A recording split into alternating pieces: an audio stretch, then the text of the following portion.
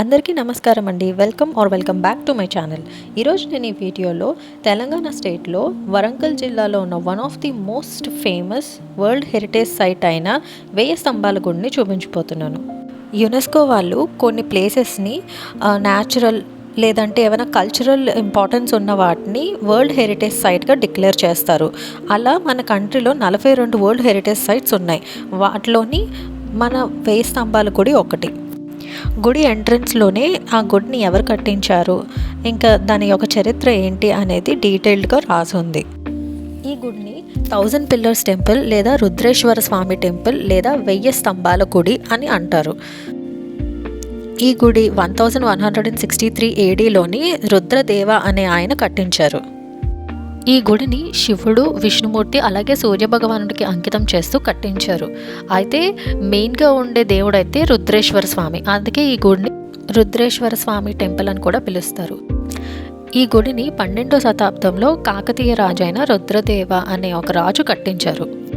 ఈ గుడి యొక్క ఆర్కిటెక్చర్ ఇంకా స్కల్ప్చర్ అంతా కూడా చూస్తే మొత్తం కాకతీయ స్టైల్లో అలాగే చాళుక్య స్టైల్లో కూడా ఉంటుంది. 2004లోని ఈ గుడిని మళ్ళీ రెనోవేట్ చేశారు.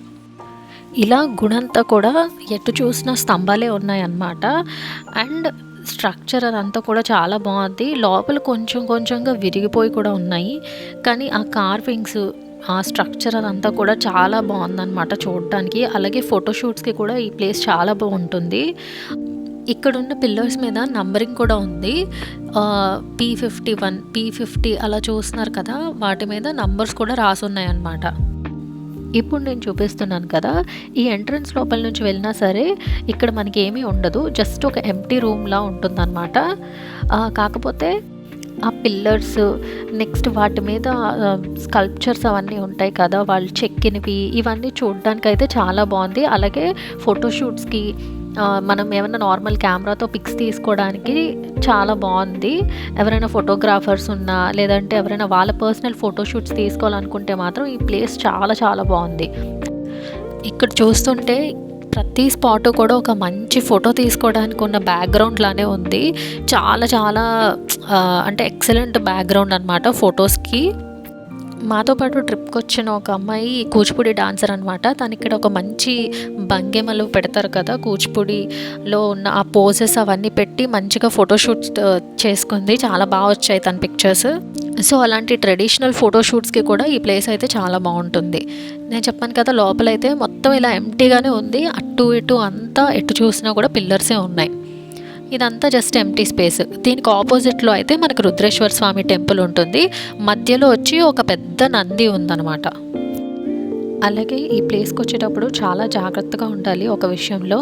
ఎందుకంటే ఇది చెప్పాను కదా, వరల్డ్ హెరిటేజ్ సైట్గా డిక్లేర్ అయింది. అండ్ అలాగే మనం ఇక్కడికి వచ్చేటప్పుడు గుర్తుపెట్టుకోవాల్సిన విషయం ఏంటంటే, ఇది వరల్డ్ హెరిటేజ్ సైట్గానే కాదు, మన ఇండియా వాళ్ళు కూడా, అంటే ఇండియాలో ఒక యాక్ట్ ప్రకారం ఇది న్యాచురల్లీ ఇంపార్టెంట్గా కూడా కన్సిడర్ చేసి డిక్లేర్ చేశారు. కాబట్టి ఇక్కడ మనం చిన్నది ఏమైనా సరే డ్యామేజ్ చేసినా లేదా ఏమైనా చిన్న చేంజ్ వచ్చినా మన మీద చాలా సీరియస్ యాక్షన్ తీసుకుంటారు. అంటే అంత ఈజీ కాదు. ఇదంతా చాలా స్ట్రాంగ్ రాయితో కట్టించారు. కాకపోతే మనం ఒక మంచి సిటిజన్గా అది మన రెస్పాన్సిబిలిటీ. మనం వెళ్ళేటప్పుడు ఏదైనా సరే దానికి ఎటువంటి డ్యామేజ్ చేయకుండా చూసి రావాలి.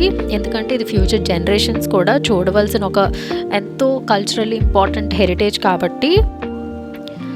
ఇలా ఇదంతా చుట్టుపక్కల మొత్తం చూసిన తర్వాత ఆపోజిట్ సైడ్లో నంది ఉంది కదా, నందికి ఎదురుగానే మనకి రుద్రేశ్వర స్వామి టెంపుల్ ఉంది. కాకపోతే టెంపుల్లో కెమెరాస్ అండ్ ఫోన్స్ అయితే అలో ఉన్నాయి, కానీ మనం అక్కడ ఫొటోస్ కానీ ఏమీ తీయకూడదు. చాలా స్ట్రిక్ట్గా రెస్ట్రిక్ట్ చేస్తున్నారు. మేము ఉండేటప్పుడు ఒకరు పిక్ తీయడానికి ట్రై చేశారు. అయితే పంతులు గారు ఫోన్ లాక్కొని హుండీలో పడేస్తానన్నారు. సో ఆ విషయంలో అయితే కొంచెం జాగ్రత్త పడండి. ఆ లోపల పిక్స్ కానీ వీడియోస్ కానీ అలో లేదు. వీటి మీద డీటెయిలింగ్స్ అయితే చాలా బాగున్నాయి. ఇక్కడ చూసారా, బుద్ధుడు, అలాగే ఇంకా చాలా మంచి కార్వింగ్స్ అవన్నీ ఉన్నాయి. డీటెయిల్డ్గా చూస్తే చాలా బాగుందన్నమాట. మంచి కెమెరా ఉంటే పిక్స్ తీసుకోవడానికి, వీడియో కానీ మంచి క్వాలిటీలో తీస్తే చాలా బాగా వస్తాయి. కాకపోతే నా కెమెరా క్వాలిటీ అంత బాగోదు, అందుకే మీకు అంత డీటెయిల్డ్గా ఏమీ కనిపించట్లేదు. ఫోటోగ్రఫీ అంటే ఇంట్రెస్ట్ ఉన్న వాళ్ళకి మాత్రం ఈ ప్లేస్ ఒక జెమ్ అనే చెప్పాలి. ఎందుకంటే చాలా మంచి కార్వింగ్స్ అవన్నీ ఉన్నాయి. డీటెయిల్డ్గా ఆ పిక్చర్స్ అవన్నీ తీస్తే మంచి సన్లైట్లో చాలా బాగా వస్తాయి పిక్స్. ఈ 1000 స్తంభాల గుడికి దగ్గరలోనే భద్రకాళి దేవాలయం కూడా ఉంది. ఇక్కడ నుంచి 3-3.5 కిలోమీటర్లు ఉంటుంది అంతే. మీలో ఎవరైనా ఈ గుడికి వెళ్ళాలనుకుంటే తప్పకుండా భద్రకాళి దేవాలయం కూడా విజిట్ చేయండి. అది కూడా చాలా పురాతనమైన టెంపుల్.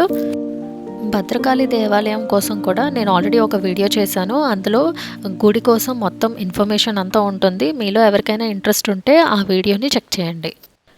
వీడియోని ఎండింగ్ వరకు చూసినందుకు థ్యాంక్ యూ సో మచ్. అలాగే ఈ వీడియోలో ఇన్ఫర్మేషన్ మీకు నచ్చింది అనుకుంటున్నాను. అండ్ వీడియో నచ్చినట్టయితే డెఫినెట్గా లైక్ చేయండి. అలాగే నా ఛానల్ని సబ్స్క్రైబ్ చేసుకోండి. Thank you for watching.